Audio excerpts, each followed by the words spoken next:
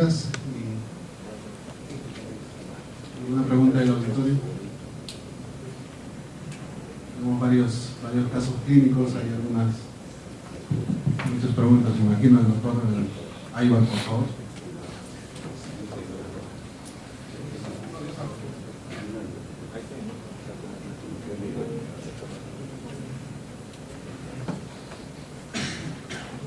Yo quisiera preguntarle a los cuatro ponentes. Personalmente estoy muy confundido. El tema es fracturas inestables de la zona trochantérica. A juicio mío, quiero precisar que estoy confundido, ¿no? A juicio mío, todas las fracturas, así sean de un solo trazo, no desplazadas, son inestables. Inestables porque si no quieren mover al paciente, se mueve la fractura. Y lo que da la estabilidad es el medio inmovilizador, como muy bien se ha mostrado acá, sean los intramedulares o los extramedulares, que son los que dan el concepto de estabilidad. Tal parece que ustedes, todos, se llevan por la configuración fracturaria. Y he oído a dos expositores hablar de fracturas muy conmutadas, primitivas, multifragmentarias, más que inestables, y se han armado bien. A mí me gustaría conocer el concepto que ustedes tienen cada uno acerca de esta observación. Todas las fracturas, a juicio mío, son inestables. No comprendo por qué utilizar la palabra inestable en el título de la presentación, pero las clasificaciones funcionan en función del trazo. Es una confusión que me gustaría una precisión.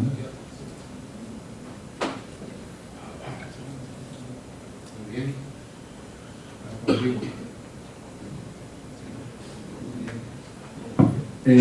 Yo estoy completamente de acuerdo con usted. Toda fractura en cualquier parte del cuerpo humano, la mayoría son inestables hasta que uno las estabilice de alguna forma, las reduzca y las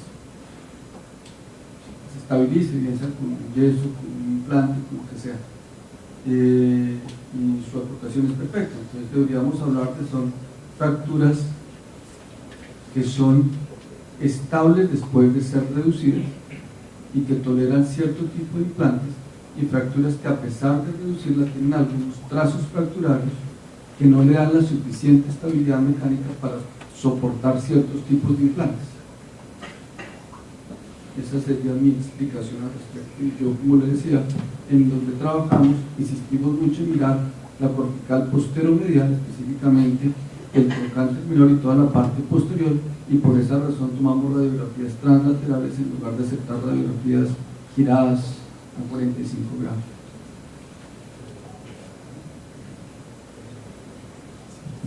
Sí, también estoy de acuerdo. Se ha escrito que depende básicamente del implante, ¿no?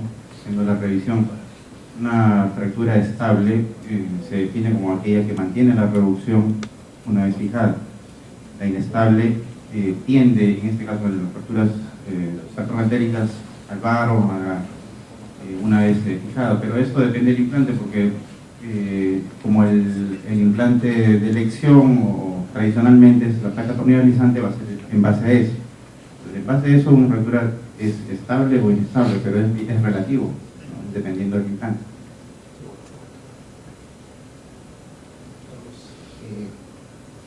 Básicamente, como creo que todos conocemos, las fracturas consideradas como estables, el gol estándar para el manejo viene a ser un tornillo deslizante.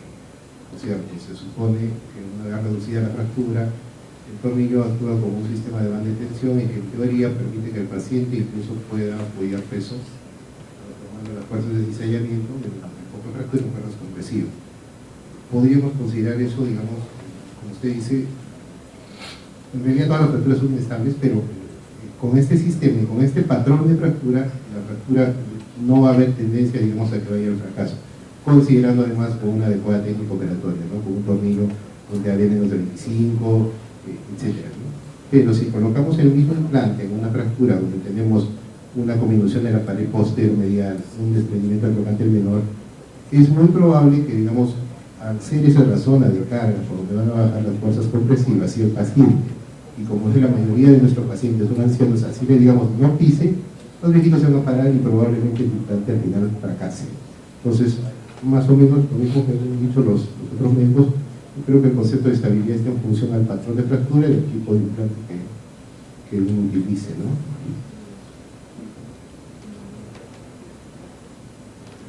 Efectivamente se comenta acerca del implante, ¿no?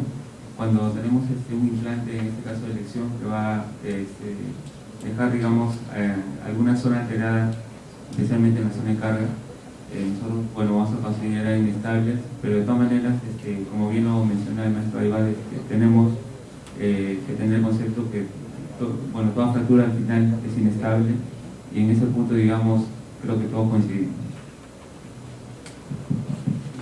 Solamente para complementar el tema en realidad que nosotros definimos como título de la conferencia, pero basado básicamente, es cierto que pueden haber interpretaciones personales acerca del tipo de estabilidad, pero sin embargo también preferimos seguir clasificaciones internacionales, y en este caso dentro de la clasificación internacional de la O con la Orthopedic Trauma Association, clasifican de acuerdo a los trazos de fractura en inestables, de acuerdo a lo que hemos visto en las presentaciones, por todo lo que he mencionado. Entonces, para más o menos seguir cierto parámetro común a todos, decidimos, digamos, adoptar esta clasificación como parte de la revisión de casos específicos, básicamente.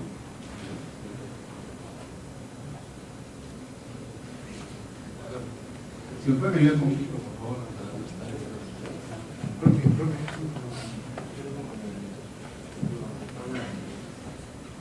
En primer lugar, quiero felicitar a la directiva por haber programado este mecanismo de discusión. Parece que es muy interesante. Bueno, ahora va a ser un poco difícil hacer las preguntas, porque creo que se han presentado 10 casos, si no me equivoco. Pero sí vemos la tendencia a usar más elementos interregulares, casi la mayoría, y como que se está dejando un poco de lado los elementos extra, como el DHS, por ejemplo, por la placa de 95. Por otro lado, el doctor Rodrigo de Sánchez nos habló con tanta claridad que la simplicidad de esta fractura. La clasifican estable sin estable. Pero la fuerza de decir el profesor Lao, muy reconocido, no es recomendable seguir todas las pautas del lago, más que nada para después hacer los trabajos, porque como se trata una A2 3 una A2 o una o una 3. Bueno,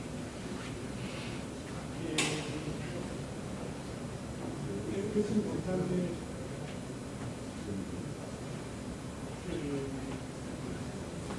diferenciar lo que es estable y lo que es inestable, porque una fractura estable se va a reducir, se va a estabilizar con elementos probablemente fusibles. En cambio, las fracturas inestables, y cuanto más inestables sean, de acuerdo a la clasificación, va a requerir el uso de implantes cada vez más seguros, cada vez más sofisticados, con la mayor tecnología. Y por eso es importante la certificación. hay muchas preguntas, por supuesto, pero quisiera hacer que he visto que los ciudadanos temporales, unos con tornillos y otros con elementos. Sí. Quisiera saber cuál es la diferencia, cuál es más seguro, por qué casos hay mayor complicación.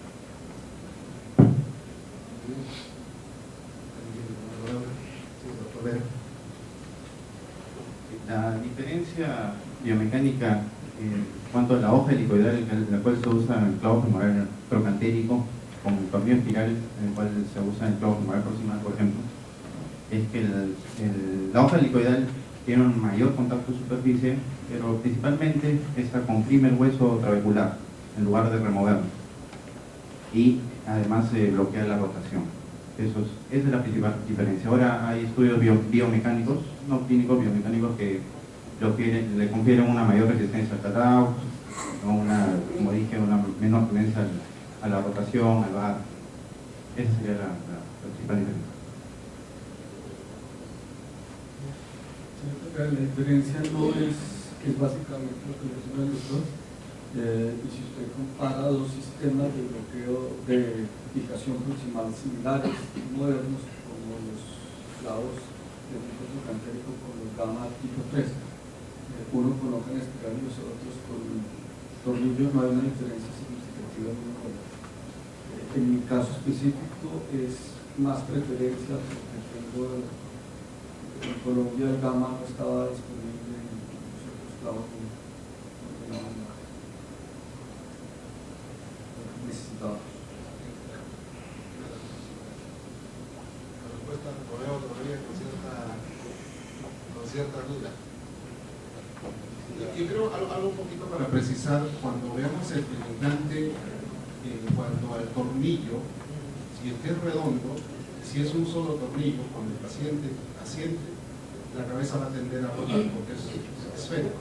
En cambio, la lámina helicoidal, una vez que se sitúa, prácticamente funciona como una lámina. Entonces, y ya no va a girar porque tiene un mecanismo para trabar ese giro. Entonces, básicamente eso es un poco más la Quisiera complementar en la pregunta. El grado de osteoporosis del paciente, el grado de convulsión, hace que uno pueda elegir entre el tornillo y la hoja espiral.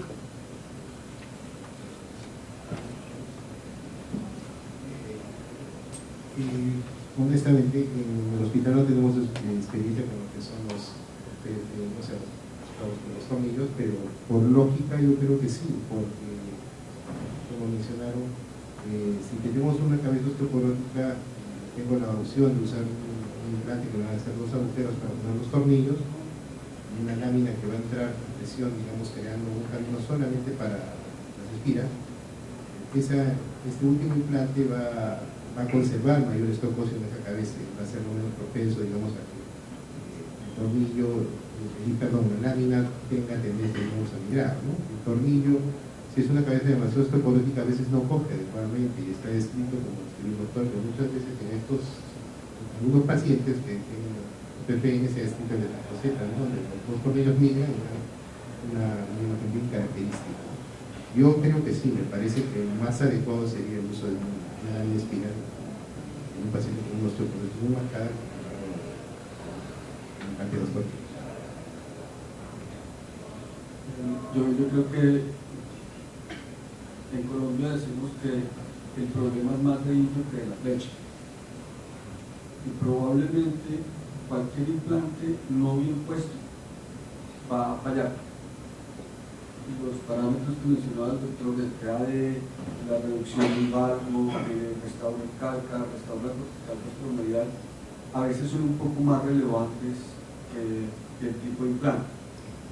Una vez usted cumpla todos esos parámetros, pero le agregue la osteoporosis, las hojas se comportan mecánicamente mejor que los tornillos.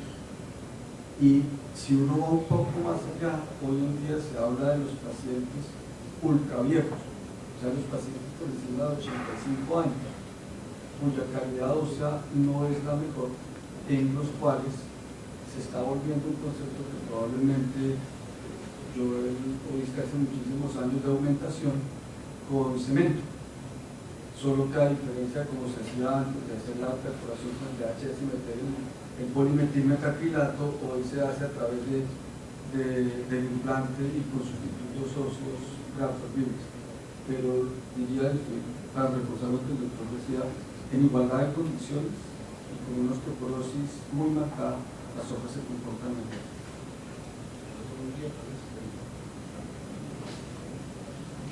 En primer lugar, para felicitar a los ponentes sobre este tema de fracturas intertrocantéricas estables. Es un tema muy fascinante. Ese concepto de inestable, creo que todas las fracturas en este campo son inestables. La es la fractura transversal al nivel de trocánteres, transversal, eso sí sería una fractura estable.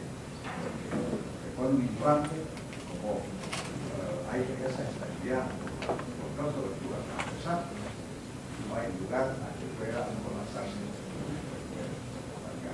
Tanto es así el concepto de hacer osteotomía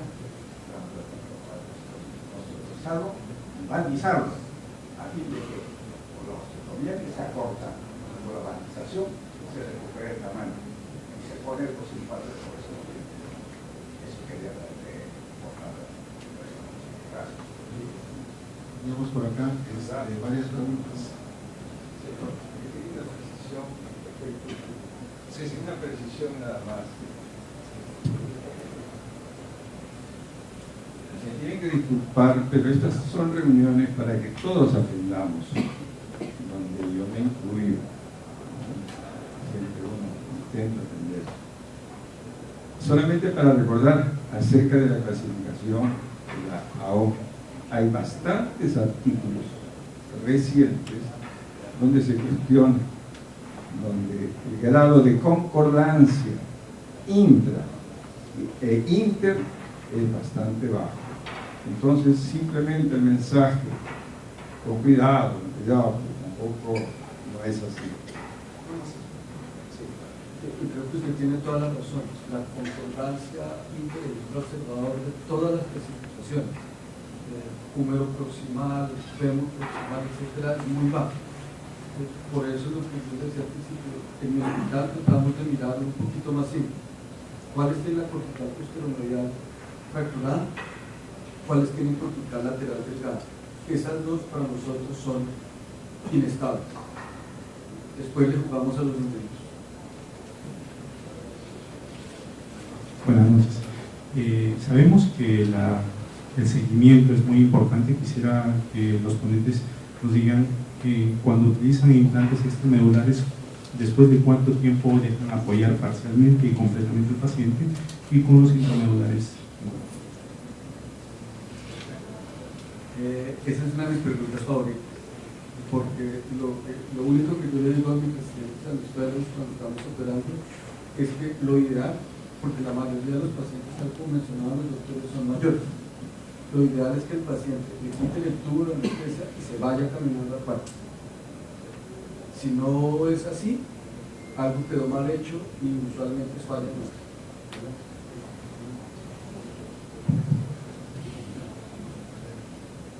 Sí, igualmente, lo ideal es, apenas operado ya podría en teoría caminar, ¿no? El implante, sí, intra o extra, ¿no? Porque se supone que en el extramedular es una fractura estable y toda la fuerza, la cantidad de fuerza va a ser soportada por el hueso en este caso, ayudado por el implante, y en el caso del clavo intramedular se le atribuye la capacidad de soportar la carga axial, ¿no? Y obviamente conlleva con una buena reducción, ¿no? Una buena pieza. Sí, teóricamente. Claro, pero en la práctica quisiera saber cómo es en los hospitales. En la práctica, por lo menos en el hospital, tenemos que valorar al paciente de forma conjunta, ¿no? Muchas veces son pacientes que quizás no están en la mejor condición al momento, digamos, de salir de alta, son muy ancianos, tienen trastornos conductivos, problemas de equilibrio, Entonces, se les puede, en lo que son extramedulares, se les puede indicar carga inmediata. En cuanto a los implantes intramedulares, extramedulares, en el hospital lo que solemos hacer es generalmente inestables, medirles la carga. Por el riesgo fundamentalmente por la cantidad de hueso, sobre si en el último caso, no sé si de un paciente con DCS, es un paciente que probablemente, si le indicamos puede hacer carga parcial, no lo va a decir, el caballero va a hacer probablemente carga total. Entonces, procuramos evitar de que haga carga por lo menos 6 semanas. 6 semanas generalmente lo sienten, que lo tratan en una silla de ruedas y a partir de ahí, dependiendo también cómo evolucione la radiográfica. En Cobol, en el año 1996, hizo un estudio con laboratorio de Macho en fracturas del extremo proximal del fémur en pacientes mayores, y les dio específicamente la orden, algunos de apoyo parcial, algunos de apoyo total. Adivinen cuál fue el resultado. Todos apoyan, lo que el dolor les permite. Los pacientes mayores, como dice el doctor, y mientras más alzheimerudos estén y más y les duela menos, apoyan más. Nosotros, con el protocolo de ortopedia, llevamos ya varios años haciéndolo. Debemos poner al paciente a apoyar de forma inmediata. La gran mayoría de esos pacientes son pacientes mayores que se paran en las noches, que requieren movilizarse rápidamente, y una de las complicaciones que tenemos es dejarlos quietos. Pues por eso nos hemos cambiado de los implantes extramedulares a los intramedulares en fracturas de caso inestable y a los implantes extramedulares en fracturas de caso estable. Pero el apoyo en nuestro hospital, la orden es específica: apoyo a tolerancia del paciente con un caminador, en pacientes mayores con implantes en pacientes jóvenes. Bueno, en realidad nosotros usamos bastante implantes extramedulares, como ya habíamos mencionado, ¿no? Los DCS especialmente, las fracturas inestables. En realidad se ve también al paciente en conjunto. Generalmente tenemos estancia hospitalaria larga antes de la cirugía, como habrán visto, ¿no? Generalmente pues pasan los 20 días, la masa muscular generalmente está pues disminuida, el equilibrio disminuye, etc. Hay condiciones del paciente que limitan en muchos aspectos la carga inmediata. Generalmente esperamos que el paciente, digamos, tolere primero el dolor. Generalmente pues pasan las 6 semanas para poder permitir el apoyo parcial y después dejarlo con apoyo, ¿no? Según también la evolución de la ansiedad radiológica. Doctor, permítame preguntar. Primero saludar al doctor Pesantes. Tuvimos la suerte de conocerlo en la formación hace ya 11 años, me parece, y en Quito también, en Guayaquil. Nosotros también partimos siempre de clasificar una fractura en el sentido de si es estable o es inestable. Y eso tiene que ver con que una vez fijada y reducida la fractura, nos va a tolerar o no las cargas fisiológicas a las que va a ser sometida. Entonces eso es lo primero que hacemos para ver qué implante vamos a usar. Pero, doctor, nuestra realidad es demasiado dura, como probablemente en algunas partes de su país. Hay muchos hospitales nuestros que todavía utilizan la placa angular 130. Y como usted decía, ¿no? El problema a veces no es de la flecha, sino del limpio. Yo me acuerdo que en la residencia poníamos muchas angulares 130 y las poníamos con injerto óseo alrededor de la lámina, y cuando no, de repente con cemento óseo, ¿no? Entonces nos servía de mucho ese tipo de planes. Entonces, ¿qué lugar le da usted, doctor, a estas alturas del desarrollo de nuestra producción a este tipo de implantes, camionadas anguladas de 130? Así no lo crea, las canas no me mienten a mí, pero a mí me tocaron las anguladas de 130. Yo le puedo hablar de Osteotomía de Sarmiento, Diego Houston, Martí, y creo que ellas son muy útiles. En las situaciones como usted está diciendo, son impagables. Aquí hay mucha gente joven, y creo que si les preguntamos que es un Diego Houston o que es un Sarmiento, van a abrir los ojos así, no tienen ni idea qué es eso.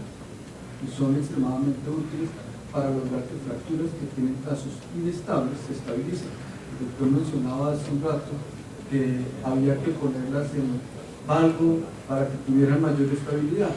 Eso era básicamente lo que hacía Sarmiento. El mismo disco, usted cortado, a mí me tocó, cortado, usted veía el cuello femoral, empujaba la hoja en espiral de 130, la cogía hacia el guisado, y la desventaja que tenía era que usted ganaba un poco en los de la pierna. No más, pero creo que es una cosa extremadamente útil, creo que es una técnica que se ha olvidado en hospitales como el mío, donde tenemos el grupo de todos los implantes. Solo para complementar, probablemente en algunos casos, muy pocos, todavía seguimos utilizando, sobre todo por tema de costo, porque en algunas circunstancias los implantes que bien vemos en las presentaciones muchas veces son muy costosos para determinados pacientes, como implantes que se logran $100 por sencillo. En cambio, una placa angulada, una fractura interpretativa inestable, un diamond, una placa angulada no nos cuesta mucho. Y si la circunstancia social del paciente no da para un implante mayor, sí puede ser una buena opción, ¿no? Con toda la técnica como debe ser, sí todavía sigue siendo también una digamos, técnica actual. ¿Había otra pregunta? Sí. Bien, yo quisiera preguntarle a los expositores, se han presentado algunos casos de cadera operados tempranamente, y también el doctor del Hospital Loaiza ha mostrado un paciente operado después de 36 días. Yo quisiera preguntarle a los expositores y también a los maestros que nos acompañan esta noche, ¿hasta cuándo se debe operar una fractura de cadera?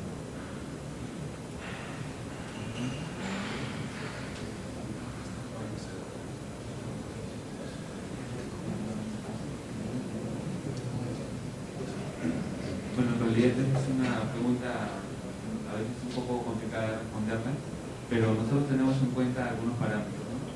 Bueno, tenemos como protocolo, por el tiempo que demoran nuestras fracturas interrogantales, colocarles una bota antirrotatoria, con una pequeña tensión, por ejemplo, se trata de mantener digamos, la bota hasta que el implante llegue.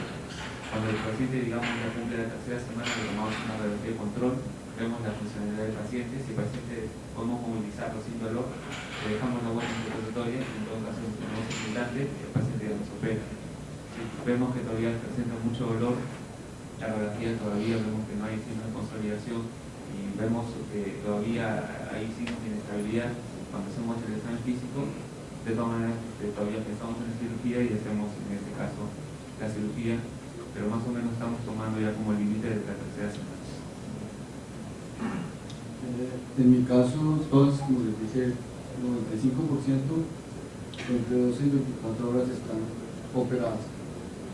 Pero al igual que le decía a la operación de Artico, a mí me tocó parte de mi residencia en el hospital, donde tuve la gran suerte de aprender a hacer tracciones balanceadas, a hacer marcos balcánicos, a hacer método de Weller para tratar estas fracturas. Y no teníamos implantes, no había. Los pacientes no podían pagarlos y tratábamos muchas de esas fracturas con tracciones, que de nuevo es algo que se ha olvidado, pero hay circunstancias.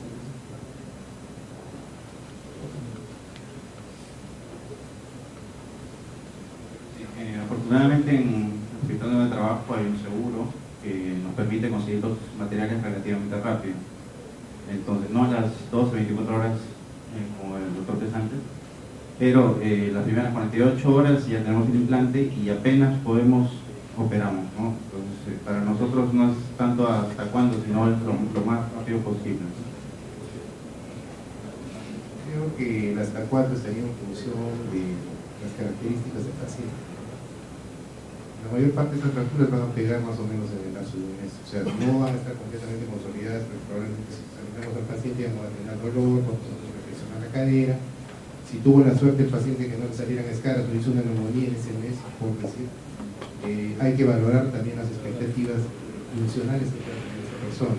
Muchas fracturas, si bien pueden estar consolidadas, van a estar consolidadas con visos relacionales, acontecimientos que muchos pacientes no van a ser intolerados. Quizás en esos casos habría que considerar la posibilidad de otro tipo de porque ya no se va a poder hacer una reducción primaria como si una fractura fresca, ¿no? Pero quizás una osteotomía valizante en pacientes muy jóvenes o en el caso articular podría ser una alternativa. Quizás no operar en algunos pacientes muy ancianos con mucha comorbilidad, con un eje quizás bastante aceptable, podría considerarse, ¿no? En promedio en el hospital muchas veces, algunas veces, muchas, no hay que ser sinceros, ahora tenemos el problema que tenemos con las abuelas, con el seguro, estamos viendo pacientes que son bastante ancianos, que tienen pues, un comportamiento de 2 centímetros, quizás un eje discretamente rotado, y pacientes que con mucha comorbilidad que estamos buscando al mes de presentarlos al sillón y eventualmente ya no operarlos. Sí, lo decía solamente yo también provengo de un hospital de salud que es el Hospital Carrión del Callao, y por cuestión de protocolo, como lo dijo el doctor, nosotros ya tenemos el consenso de todos los asistentes de no operar un paciente que tiene más de 22 o 23 días de accidentado, y asumimos las complicaciones propias del manejo de esta fractura, que son consolidaciones de comportamiento, muchas veces en paro y con rotación externa. Siempre les hacemos a todos nuestros pacientes tracción de partes blandas, la mayoría son ancianos y no los sometemos a tracción de esqueléticas. Y dado las características que tuvimos en años pasados, de que hemos operado pacientes como mostró el doctor, después de 30 días tienen las complicaciones ya muy serias, que llevan inclusive hasta la muerte del paciente. Eso es lo que puedo aportar sobre el punto. Me parece un comentario muy relevante, porque en muchos hospitales, sobre todo en el Ministerio de Salud, donde no hay, digamos, muy seguro que cubran los implantes, esta posibilidad siempre está presente. Actualmente sí lo tenemos, porque está el Seguro Integral de Salud que les está dando ya los implantes, inclusive hasta las prótesis totales las está dando en cadera y rodillas. Lastimosamente el trámite es muy largo y a veces sobrepasan este tiempo y ya no nos sometemos a solucionar. Ahora sí, disculpa que hablaste una pregunta, por favor.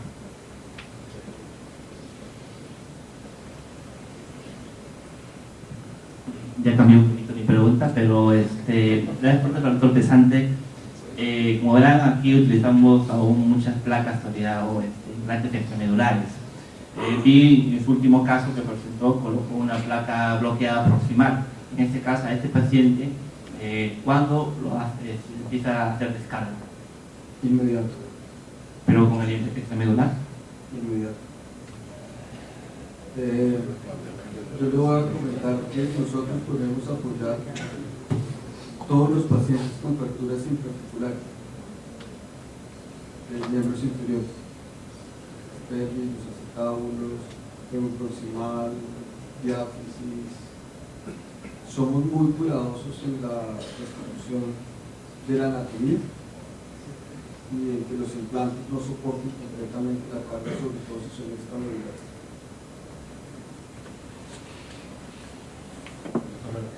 Ahí va, por favor.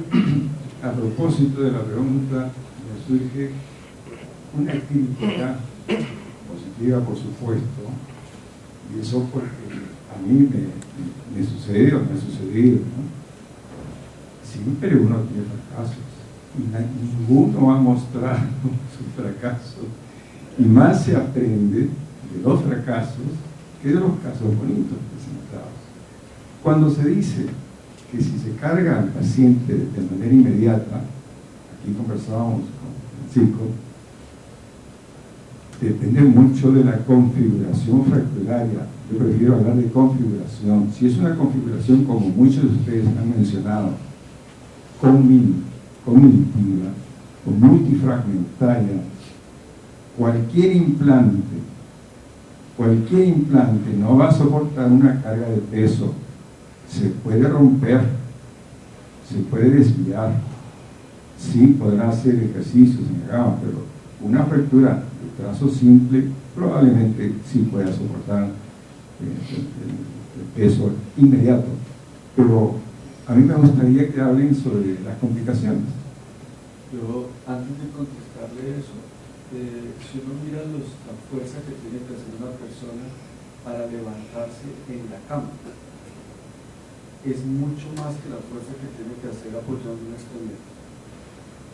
Y hay evidencia clínica que muestra claramente eso. Y esa es una de las razones por las cuales nosotros podemos apoyar. Yo con el mayor gusto le puedo mostrar mis fracasos y le puedo decir que la mayoría de mis fracasos, yo estoy absolutamente convencido que los implantes no fallan, el que falla es uno, y le puedo decir que todos mis fracasos son culpa mía, no son culpa de mis pacientes, no son culpa de los implantes. Si yo los miro con los ojos con que miro los de mis compañeros, me doy cuenta que he cometido errores. Los fracasos que nosotros hemos tenido en este caso han sido precisamente por confiar en el implante y hacerlo parar, o se rompe el implante o cede el hueso. No estoy yo de ponente, pero podría haber presentado estas cosas. Creo porque el implante colocado es una condición para iniciar el proceso biológico de consolidación. Todavía no hay nada de formación ósea para que pueda resistir, todo está dependiendo del implante. Y si es una fractura comunitada, multifragmentaria, o sea el hueso, o sea la fractura, el grupo de mis fracasos. Iván me preguntó cuáles eran mis fracasos. Entonces yo te voy a contar cada uno de los pasos y dónde meto la pata. Si estoy utilizando el implante intramedular, la metida de pata grande es en el punto de entrada. Y en el punto de entrada porque queda muy lateral y me lleva a deformidades en barra. Es una de las principales fallas.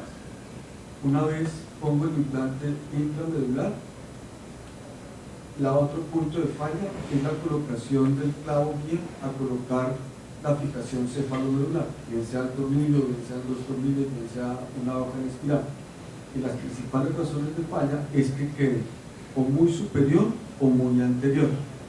Y eso aplica de igual manera para los implantes extramedulares. El no bloquearlos adecuadamente en la parte distal o el no bloquear que la hoja gire o que el clavo, inclusive los DAMA 3 traen también el mismo dispositivo que tienen los TFN para bloquear el giro del tornillo. Las otras razones son las que les mencionaba, que son reducción. Y en la reducción las fallas están en dejarla en varo, en no restituir el carga perfectamente, así usted, lo que le mostraba en el último caso que hice, la restitución medial, si usted la mira la postoperatoria inmediata, usted ve la línea del calca, pero no ve todos los pedacitos por la condición que tiene, pero usted debe restaurar la cortical medial perfectamente y debe restaurar la cortical posterior perfectamente. La anterior es importante, pero no es la clave. Las claves son la posterior y la medial, que queden perfectamente restauradas. Insistimos mucho en esas cosas porque, como les mencionaba, si yo logro que una parte del hueso tenga contacto entre sí, eso me va a quitar carga que soporta el implante. Pues creo que esos son mis errores.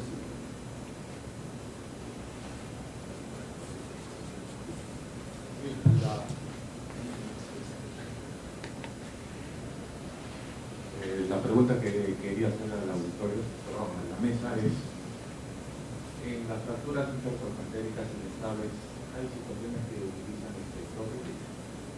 ¿Algún tipo de prótesis especial, como apoyo en calca, o prótesis total, parcial?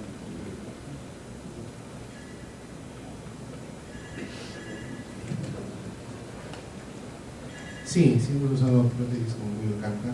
Realmente las prótesis con los bloques dependiendo del grado, digamos, de compromiso que pueda haber. Quizá lo particular que hemos usado en este tipo de prótesis es usar una copa bipolar para darle más estabilidad a la coplastia. Y hemos usado también reemplazos parciales, digamos, no con fracturas tan complejas, pero quizás una 31, 2.2. Hay un recurso, ¿no?, que se hacen pacientes ya un poco venidos a menos, como se ha dicho en el hospital, es colocar una prótesis parcial con una placa de tercio de caña, proceden a sangrado, que es básicamente un medio para, digamos, darle un apoyo, ¿no? Pero, repito, se utiliza generalmente en pacientes ya muy ancianos, nonagenarios quizás que ya con muy poca actividad, ¿no? Pero por regla, generalmente las prótesis las usamos en casos, digamos, con fracturas muy excepcionalmente dañadas, y en la mayoría de casos en el hospital se han utilizado las prótesis para rescate de caderas donde hay falta de implante. Muy pocas veces usamos prótesis, en este caso usamos prótesis parciales. Una prótesis total, por lo menos desde 5 años que no usamos, estas son indicadas en pacientes con artrosis sintomática, ¿no? También muy pocas veces se colocan en el hospital, y las veces que se han colocado son prótesis parciales, especialmente en pacientes de avanzada edad o con poca movilidad. En mis manos, nunca. Yo personalmente prefiero la combinación en la que consideramos utilizar reemplazos de algún tipo de la cadera, es en la combinación de fracturas intertroncantéricas de algún tipo con una artrosis de la cadera que esté previamente sintomática. Esa sería la indicación para colocar una prótesis. En mis manos, como le digo, nunca, porque personalmente prefiero reducir la fractura, tratar de volverla lo más anatómico posible, estabilizarla, y una vez la fractura se estabiliza, en un solo tiempo retirarle el implante y hacer el reemplazo, porque creo que en mis manos es mucho más fácil que utilizar una prótesis compleja con restitución de calca, con cosas.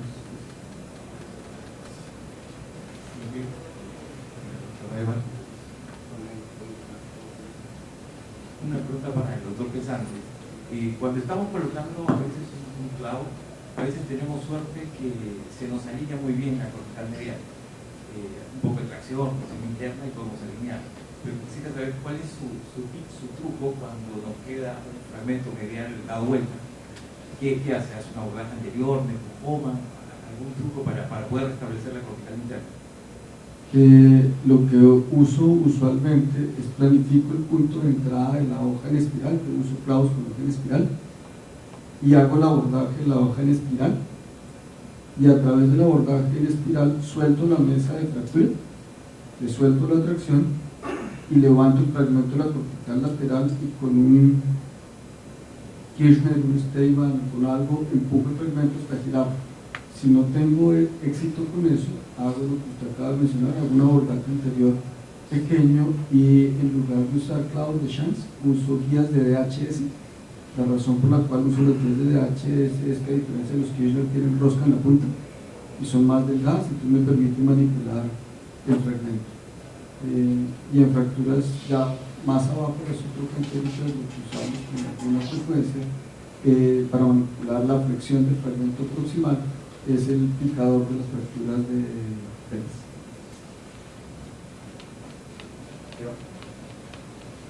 Doctor Vera, ya va haciendo una de las últimas preguntas que estamos cerca al último del horario.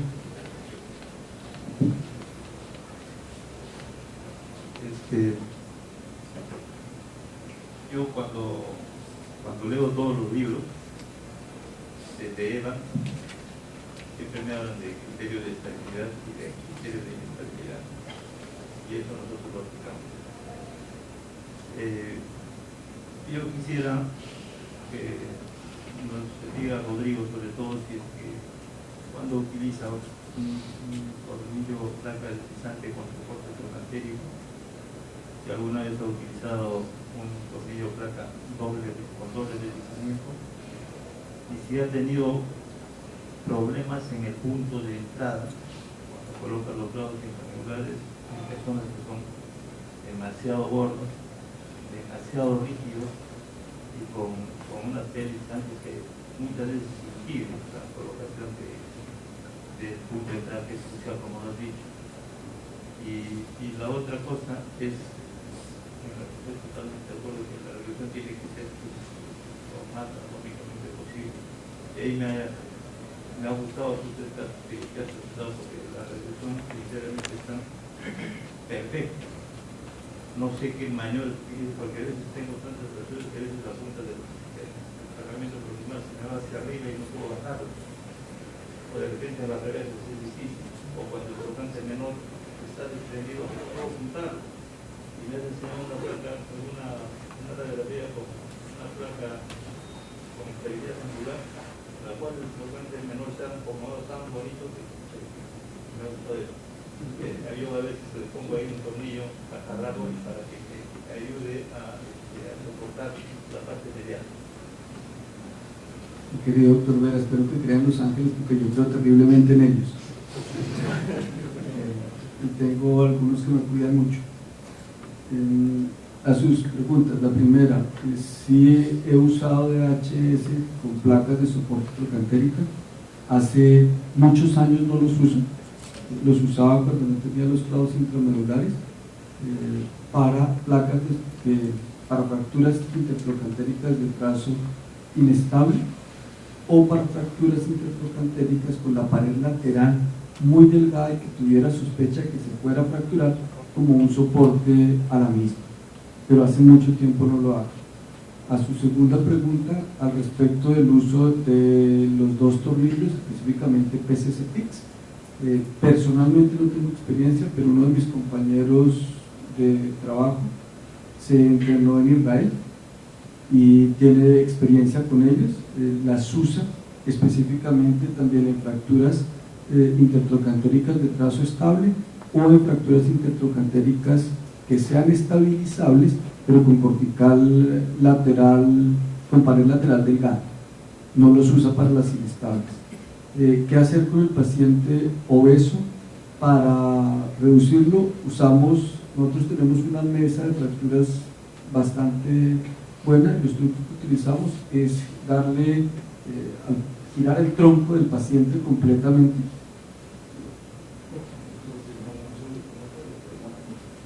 Entonces, lo que yo hago es acomodar al paciente en esta posición para sacar lo que más pueda el trocánter mayor.